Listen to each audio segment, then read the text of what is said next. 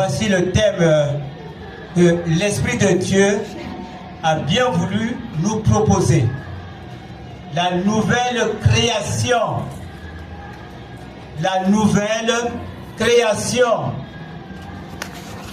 Le texte qui accompagne ce thème se trouve dans 2 Corinthiens, chapitre 5, versets 16 et 17. 2 Corinthiens 5, 16 et 17. Lisons au nom du Seigneur Jésus-Christ. Ainsi, dès maintenant, nous ne connaissons personne selon la chair. Et si nous avons connu Christ selon la chair, maintenant, nous ne le connaissons plus de cette manière. Si quelqu'un est en Christ, il est une nouvelle créature. Les choses anciennes sont passées. Voici, toutes choses sont devenues nouvelles. Amen. Amen. Amen. La nouvelle création, mes frères et sœurs, c'est un thème que nous avions déjà vu. Les anciens se rappellent certainement de ce thème. Et les nouveaux qui sont au milieu de nous ont besoin de se connaître et de connaître, disais-je, la connaissance cachée dans ce thème. C'est pour cela, mes frères et sœurs, je veux dire aux anciens de ne pas déranger les nouveaux, s'il vous plaît. Car ils veulent aussi connaître ce que vous avez connu. Ils veulent connaître le Seigneur, la volonté de Dieu. Mes frères et sœurs, nous savons bien que le Seigneur Dieu Tout-Puissant, le Créateur, a créé la toute première créature. C'est son Fils. Il a créé son Fils. Et son Fils a été créé dans le sein même de Dieu le Père. Il a créé son Fils dans son sein. Il a créé et il a engendré. Engendré, Yalme Basisaya. Et après avoir créé son Fils, viendra ensuite la création des archanges. La création des archanges, des anges et de tous les êtres qui vivent dans les cieux. Mes frères et sœurs, Dieu le Père créé cette fois-ci en compagnie de son Fils unique, Jésus-Christ. Viendra enfin la dernière création, la race humaine. Nous autres là, le Seigneur Dieu Tout-Puissant puissant a créé les êtres humains après avoir créé les anges. Mes frères et sœurs, maintenant, lorsque nous lisons ce thème, la nouvelle création, mes frères et sœurs, ça sonne comme si le Seigneur va créer d'autres êtres en dehors de la race humaine. Il y a en effet, des gens qui pensent comme cela. Les gens qui pensent comme ça, c'est possible. C'est possible parce que le Seigneur a bien la possibilité de créer d'autres races. C'est possible. Mais, que nous dit le texte que nous venons de lire? Le texte nous dit ceci. Si quelqu'un est en Christ, il est une nouvelle créature.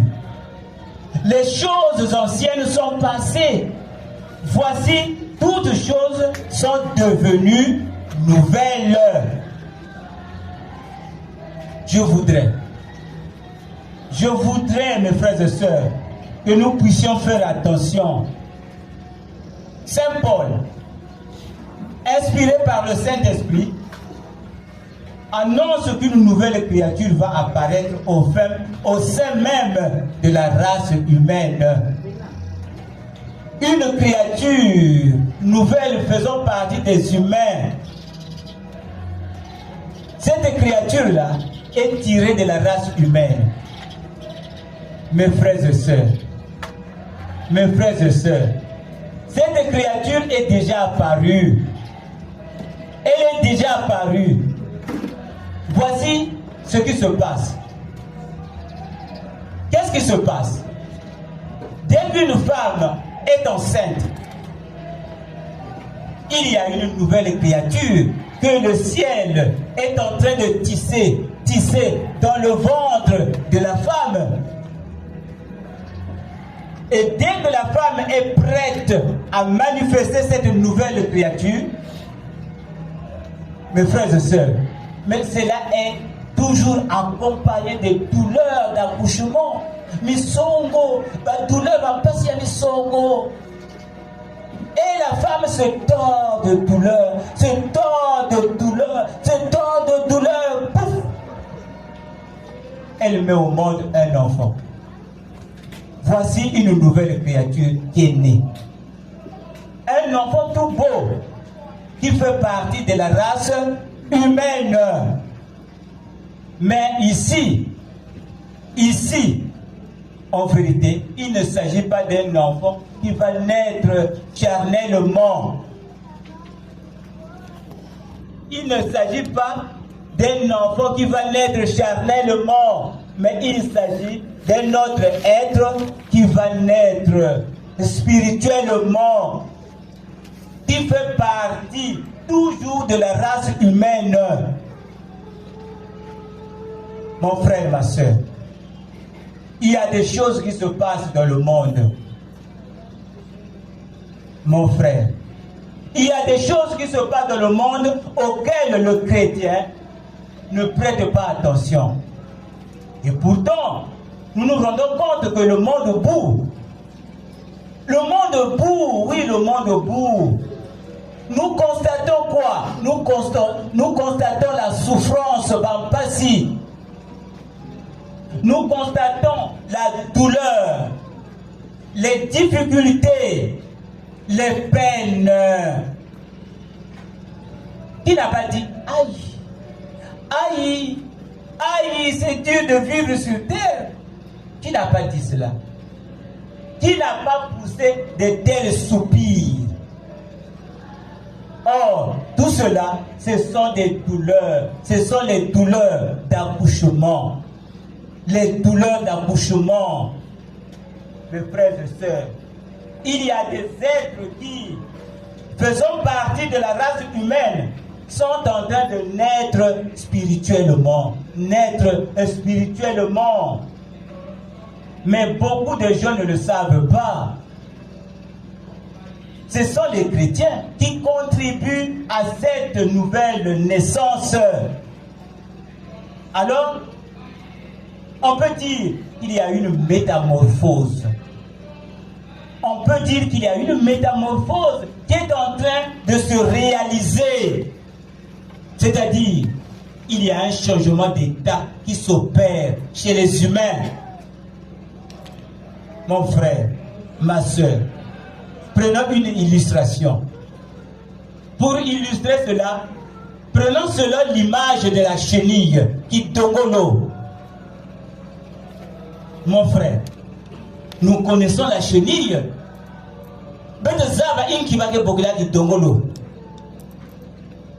Cette bestiole-là que nous n'aimons pas, toucher. Surtout quand elle se tord, elle nous inspire des démangeaisons.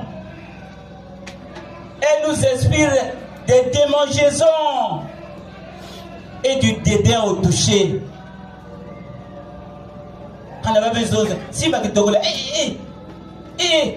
Mes frères et sœurs, dédain. Oh, la pauvre chenille n'est pas aimée par les humains. Elle est dédaignée par tout le monde. Surtout par les enfants, les petits-enfants. Les enfants, disons. mes frères et sœurs, allez-y. Allez-y, ramassez quelques chenilles et apportez-en dans la maison. Mais vous allez voir comment les enfants vont fuir. Vont fuir. Mes frères et sœurs, pourquoi vont-ils fuir? C'est à cause de la présence des chenilles. C'est à cause du dédain, mes frères et sœurs. Et la chenille supporte tout cela. Mais voici la chenille reçoit de but en blanc une force, un pouvoir venant du ciel qui la pousse à changer d'état. Qui tongolo, mais il y a un pouvoir, ngolo, il a mis patuka, il y a un aussi créateur. Mes frères et sœurs, la chenille change d'état. La chenille qui se tortillait pour se déplacer, ne se tortille plus. La chenille sort de son cocon avec des ailes. Elle devient un papillon. Qu'est-ce qui s'est passé? La chenille a subi une métamorphose. La chenille a subi un changement d'état. Et qu'est-ce que... Nous pouvons nous poser des questions. Et qu'est-ce qu'on va constater? Qu'est-ce qu'on va constater, mes frères et sœurs? Le papillon est recherché par tout le monde. Et lorsqu'on voit le papillon, surtout les enfants, papa, les filles, ils sont contents, ils sont gais. Ils sont derrière le papillon. Derrière le papillon qui voltige. Papillon. Ils veulent l'attraper.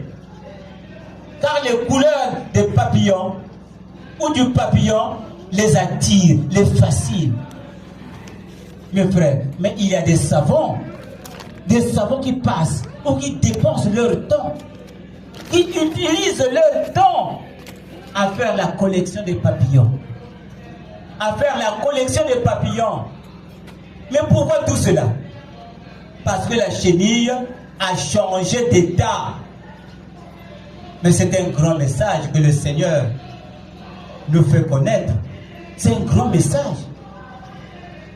C'est le Seigneur qui fait de telles choses.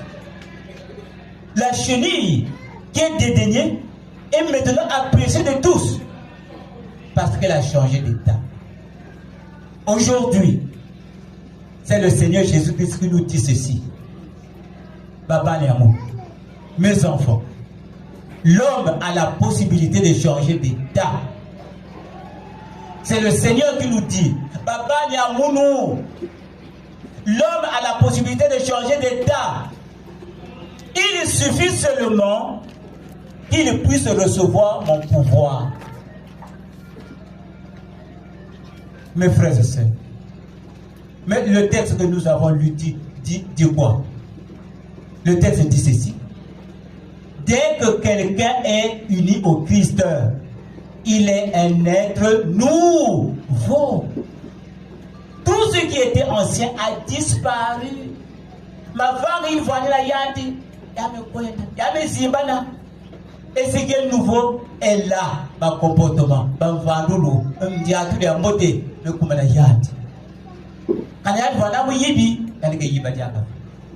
Quand il y a un brigand, pour faire battre, il y a un diaka parce qu'il a reçu, il est uni au Christ. Mes frères et sœurs, si quelqu'un est en contact avec le Christ, si quelqu'un vit avec le Christ, il reçoit un pouvoir de subir la métamorphose. Pouvoir, il a changer monde. Il va dans ma vague à Imbi. Ma vague à Kadiampemba. C'est-à-dire la métamorphose, c'est-à-dire changement d'état. Moutindo, chenille, et diagoba chenille, il y a un papillon. Il y a des voix d'un diagoba, mouyibi, wani mouyibi, il y a des voix d'un diagoba mouyibi. C'est là, mes frères et sœurs, que l'homme devient autre chose.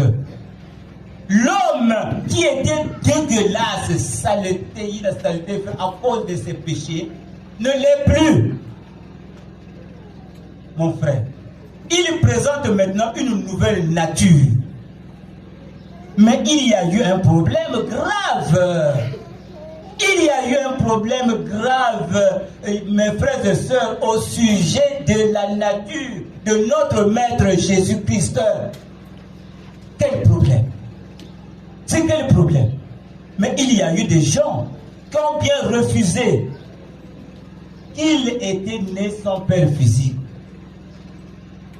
Baouti, un être humain qui va naître sans père physique. Cela a été un scandale pour les érudits. Les gens qui ont beaucoup étudié, ils ont dit, ah ça non, non. Ils ont refusé, mes frères et sœurs.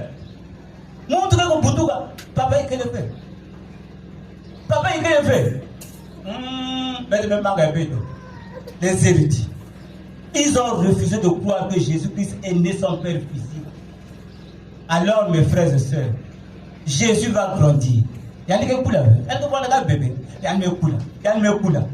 grandi, il a grandi. Mes frères, il était regardé d'un point de vue purement humain. Mes frères, on le voyait souvent aux côtés de Joseph. Joseph, son père nourricier. Joseph, père nourricier, ce n'était pas son père biologique. Quand il fabriquait, Joseph fabriquait les charpentes des maisons, Jésus, notre maître, était là, à ses côtés. Et les gens disaient, c'est un être humain comme tous les autres. Et jusqu'à aujourd'hui, il ne croit pas. Donc Jésus-Christ était vu d'un point de vue purement humain. Mon frère, ma soeur. Mais quand il a grandi, mais les gens étaient surpris de voir qu'il était différent des humains. Bah, mais vous avez le soissoni. Et Jésus voit dire que il y a un soissona. Il n'y a pas de nuance. Parce que les humains ont leurs limites. Prenez le cas des limites. Lorsqu'un humain marche sur l'eau, mais souvent il y a dit qu'il y a que cela, il y a que diable. Il s'enfonce. Si un homme se met dans le feu, souvent nous dit qu'il y a que niega, mais il se brûle. C'est cela quelques limites des humains. Mais ce n'était pas le cas pour notre Seigneur Jésus-Christ. Jésus-Christ, on l'a vu maintenant marcher sur l'eau. Il y a comme cette taboula dans la maza. Aisément. Et quel scandale pour les érudits. Ben le Longokaka. Pas commencer au Pamoka. Pas commencer au Yituko. Les érudits étaient étonnés de voir Jésus marcher sur l'eau sans pourtant se noyer. Sans se noyer. Et Jésus était à l'aise. Jésus montrait là qu'il était une créature étonnante. Il nous montrait là qu'il était une nouvelle créature. Parce que mes frères et sœurs, les gens se sont exclamés. Parce que les gens se sont exclamés en disant, mais ça, vraiment, mais c'est une nouvelle créature de Dieu. Oh, non, ça c'est une nouvelle créature de Dieu. Ah oui. Puisqu'il marche sur l'eau, sans problème. Donc c'est une créature de Dieu. Mes frères et sœurs, une nouvelle créature de Dieu, mes frères et sœurs, les gens étaient étonnés. Or, les humains, mes frères et sœurs, ont des limites. Nous avons des limites. Autre chose étonnante. Diamou ya kaka ya kintona. notre Seigneur Jésus-Christ va vivre sur cette terre sans commettre des péchés. Ah, et les érudits se sont dit, celui-là ne fait pas partie de la race humaine. Jésus ne fait pas partie de la race humaine. Car c'est impossible de vivre sur terre sans commettre de péché. Ah non, mais Jésus a fait. Donc les gens étaient étonnés, mes frères et sœurs. Et le Seigneur Jésus-Christ a souri. Il a souri, mes frères et sœurs. Il a dit, les humains ne me connaissent pas encore. Était de fait.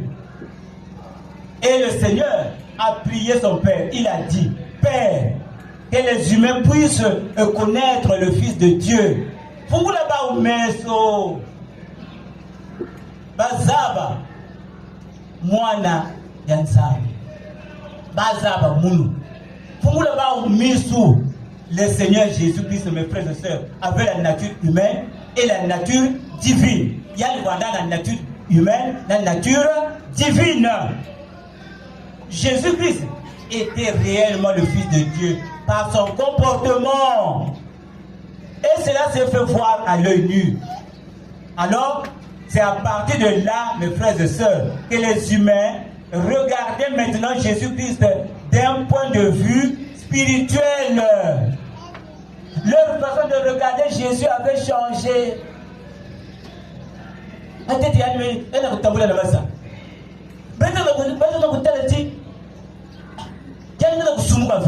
Non, pas comme c'est Talayandi. Mes frères et sœurs, c'est comme nous aussi sur terre. Il y a eu des gens qui ont reçu un pouvoir de Dieu. Et cela a provoqué une métamorphose en eux. Qui le sait? Il y a beaucoup de chrétiens qui veulent refouler cette vérité. Ils se disent des chrétiens au fond. Oh, nous sommes des chrétiens. Mais ils ne le sont pas. Ils refoulent cette vérité. Si bien que mes frères et sœurs, ils repoussent la parole de Dieu. Ils commencent à dire, c'est un mensonge. Et pendant ce temps, les faits visibles se font voir à l'œil nu.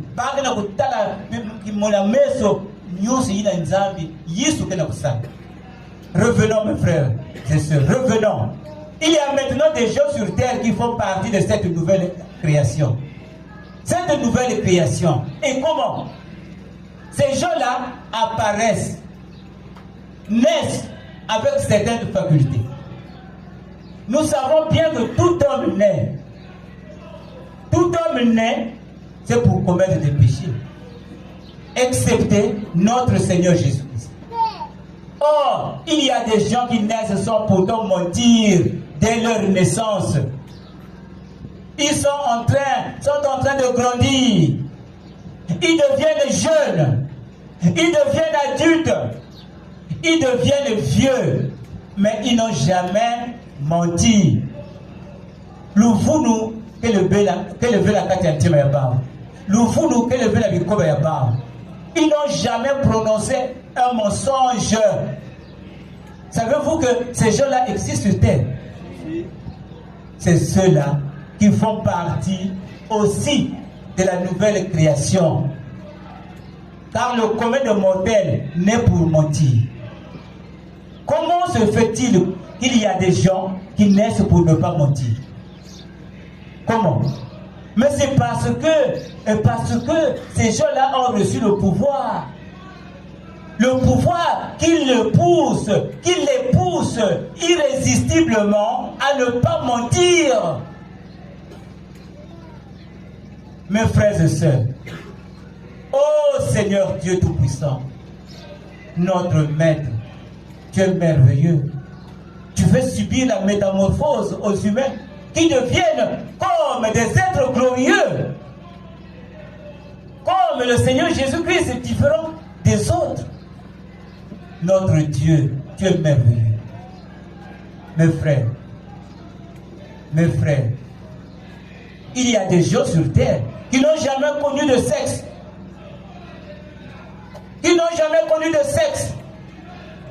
Ils ont été choisis pour ça. Ils font partie de cette race particulière. Et nous, on se dit, attention. Attention. On dirait qu'il y a une nouvelle race qui se forme sur Terre. En effet, c'est vrai. Pendant que le reste des humains s'adonne au sexe. Quand on dit qu'il y a sexe, oh, l'amour du sexe a gagné beaucoup de gens. Les gens pensent que connaître le sexe, c'est une obligation. Et quand on ne connaît pas le sexe, on devient triste. On devient triste, surtout s'il y a des sœurs qui ne se marient pas. Oh là là, elles deviennent tristes parce qu'elles pensent que c'est une obligation. Non, elles pensent aussi que Dieu les a abandonnés. Non. Ce sont des gens qui ont été choisis pour faire partie de la nouvelle création, de la nouvelle race. Ils ne doivent pas toucher au sexe depuis leur début jusqu'à la fin. Et ils doivent vivre ainsi. Mes frères, moi je peux savoir l'exemple. Exemple, il y a des gens à qui on donne le sexe. Tiens pour toi, baga. Mais les gens là refusent. Non. Mais les gens qui donnent le sexe, c'est triste parce qu'il y a eu un refus. Pas comme ça, vous nyonga, triste, qui a dit. Pas comme ça, vous avez un vertige. Pas vertige. Mes frères et sœurs, mais il y a des gens qui vivent ainsi, qui vivent comme ça, sans toucher au sexe, ou qui ont changé de comportement. Les gens qui n'ont pas été choisis cherchent autre chose, mes frères et sœurs. C'est pour cela qu'il y a des choses dégueulasses sur terre. Des choses dégueulasses sur terre. Finalement, qu'est-ce qu'il en est pour ceux qui ont vécu dans le péché? Ceux qui ont vécu dans le péché, le Seigneur Dieu ne les a pas oubliés. Le Seigneur Jésus ne les a pas oubliés, ceux-là qui ont vécu dans le péché. Le Seigneur a dit, il suffit seulement de vous mettre en contact avec moi. Vous allez recevoir le pouvoir de subir la métamorphose, le pouvoir de devenir un papillon. Vous êtes des chenilles. Vous êtes dégueulasses à cause de vos péchés. Même lorsque certains anges vous regardent, c'est avec dédain. Tant que vous talaka, babantu, il a mais moi, ça c'est le Seigneur Jésus qui parle. Mais moi, je n'ai pas de dédain pour vous. Je vous donne un pouvoir de devenir de véritables enfants de Dieu. De devenir des papillons. Un pouvoir de changer de nature. C'est notre Maître Jésus qui nous aime tant, qui parle ainsi. Mes frères et sœurs, c'est pourquoi on a vu les véritables chrétiens surgir, ça et là. Comment reconnaître ces véritables chrétiens? Mais c'est simple. Mais ce sont des chrétiens remarquables par leur foi et par leurs œuvres.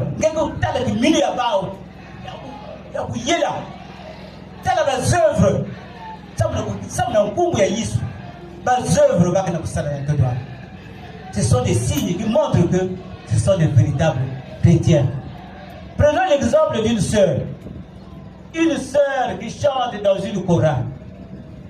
Cette sœur-là, mes frères et sœurs, chantait. Et voici que la tentation s'est présentée à elle. Elle n'a pas pu résister. Elle va tomber dans le péché de l'impudicité du sexe. Ah, dès qu'on a su ce problème-là, mon frère, ma soeur, on va la critiquer, Les parents également au courant vont se fâcher contre elle.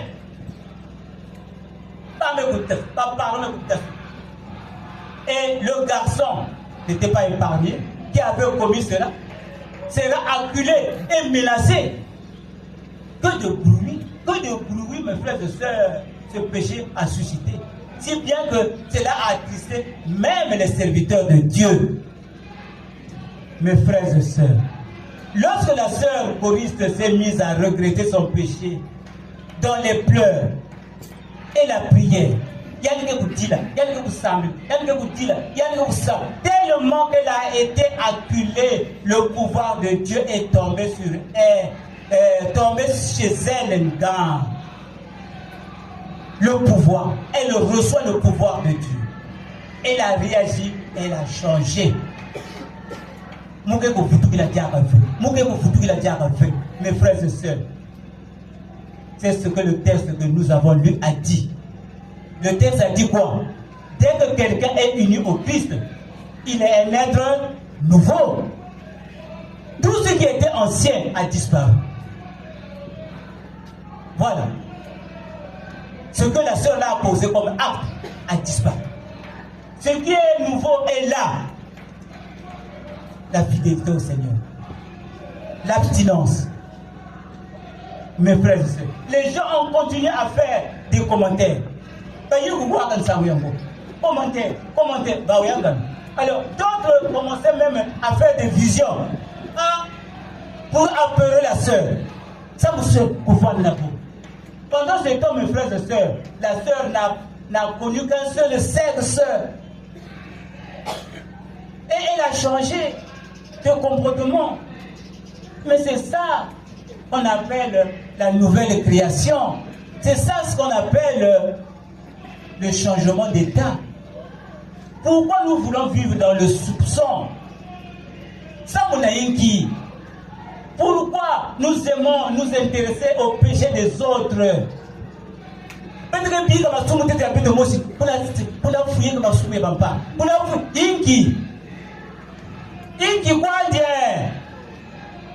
Pourquoi on ne s'intéresse pas, mes frères et sœurs, de ce que nous faisons là? De dégueulasse. Mais chacun a sa vie. Aujourd'hui là, nous sommes tous des pécheurs. Que chacun cherche à marquer le but. Ah, les visions. Les gens pensent que les visions font de nous des véritables enfants de Dieu. Ce n'est pas toujours vrai. Ce n'est pas toujours vrai. Je dis ce n'est pas toujours vrai. Tenez, une maman était partie consulter un Mumbigoudi. Mumbigoudi, pourquoi? Pour son enfant qui tombait toujours malade. Vous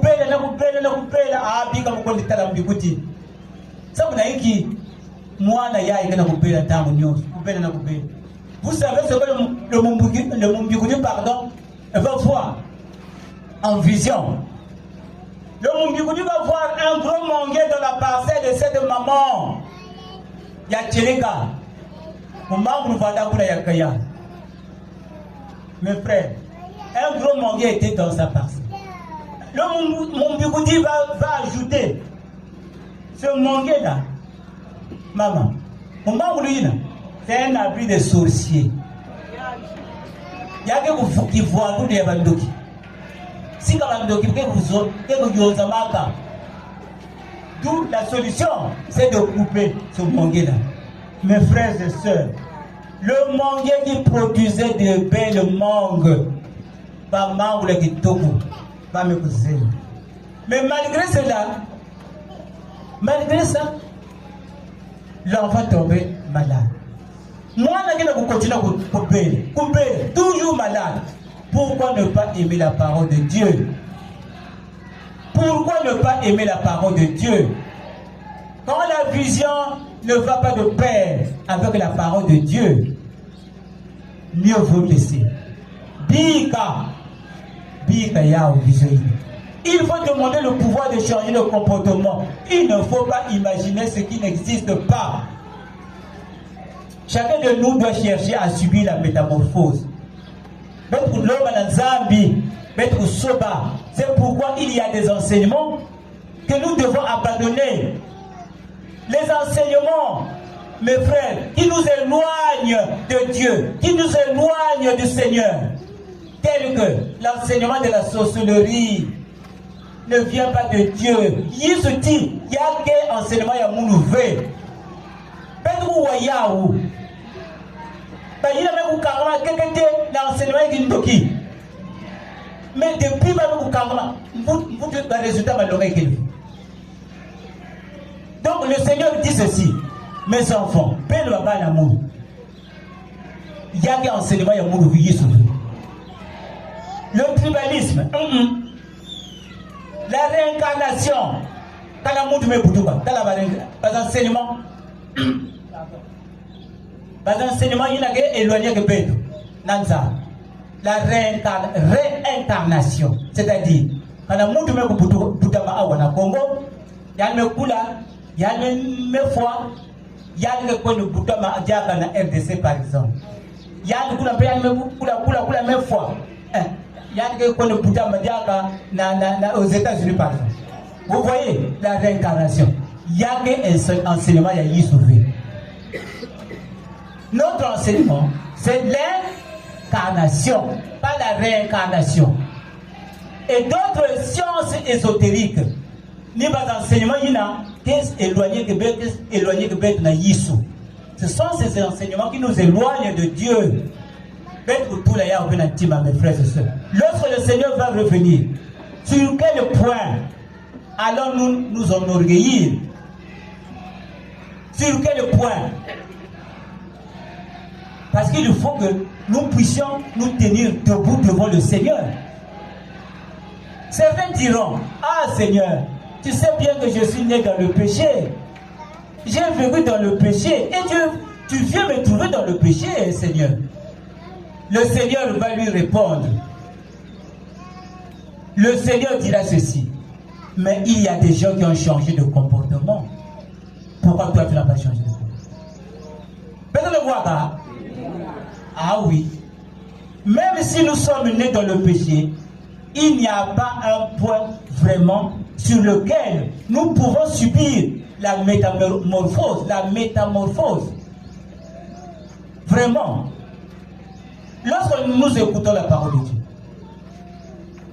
mais la parole de Dieu doit produire en nous la foi. Et c'est la foi qui, elle-même, doit produire une activité. La foi qui te met en activité et elle te pousse à éliminer un défaut. Faisons une petite introspection.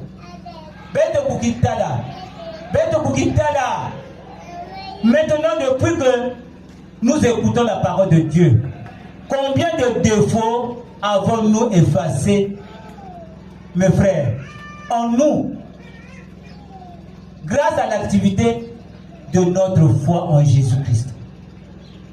Maintenant, depuis que tu écoutes la parole de Dieu, combien de défauts as-tu éliminé en toi, bien sûr, grâce à l'activité de ta foi en Jésus-Christ? C'est la question qu'on se pose et chacun répond au fond de toi. Mes frères et sœurs, est-ce que vous le savez? Les églises sont devenues des usines qui fabriquent les péchés. Vous voyez? Les églises sont devenues des usines qui fabriquent les péchés. Pourtant, on y va pour éliminer le péché, mais c'est le contraire. Les églises sont devenues maintenant des usines qui fabriquent les péchés. Mais il y a des péchés qui passent inaperçus. Certains chrétiens lancent des propos malveillants qui les rendent dignes de l'enfer. Ils veulent connaître la vie des autres. Où sont ces gens qui nous y pas? Comment notre vie? On fouille la vie des autres. Et si on y trouve une faille, cela devient un sujet de causerie.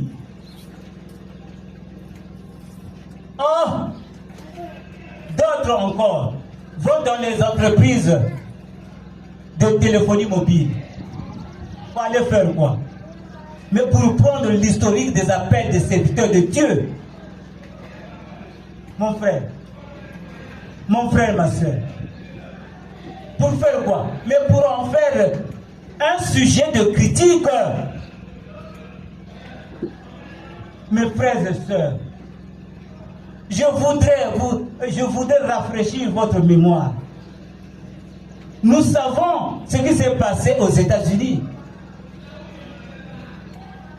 George Floyd, ce noir américain, mort asphyxié par un policier américain. La victime dit: je n'arrive plus à respirer. Je n'arrive plus à respirer. Malheureusement, le policier a continué à manifester son comportement malsain. Mon frère, il n'a pas voulu écouter la victime. Et finalement, George Floyd meurt. Voyez mes frères et sœurs, évitons d'être des lapideurs. Ce que le policier américain a fait, c'était une manière de lapider. C'était une manière de tuer son semblable. Donc, l'autre n'a pas droit à la vie. Et c'est le policier américain qui a droit à la vie.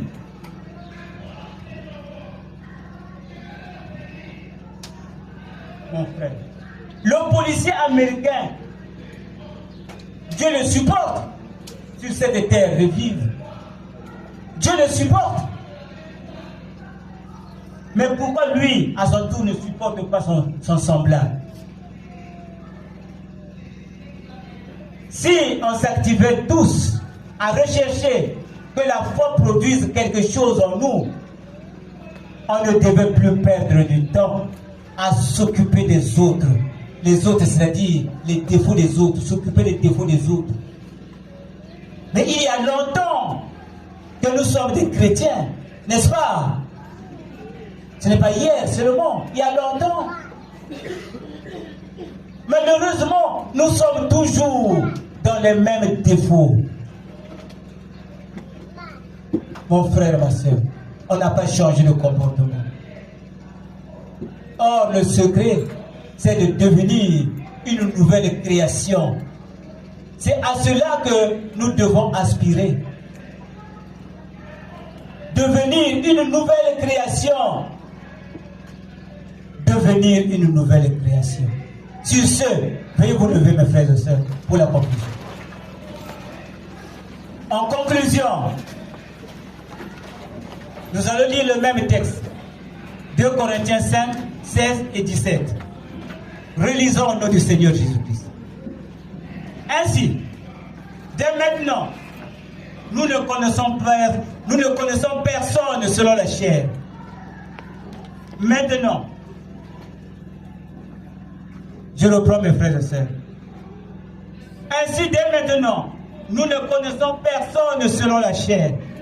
Et si nous avons connu Christ selon la chair, maintenant, nous ne le connaissons plus de cette manière. Si quelqu'un est en Christ, il est une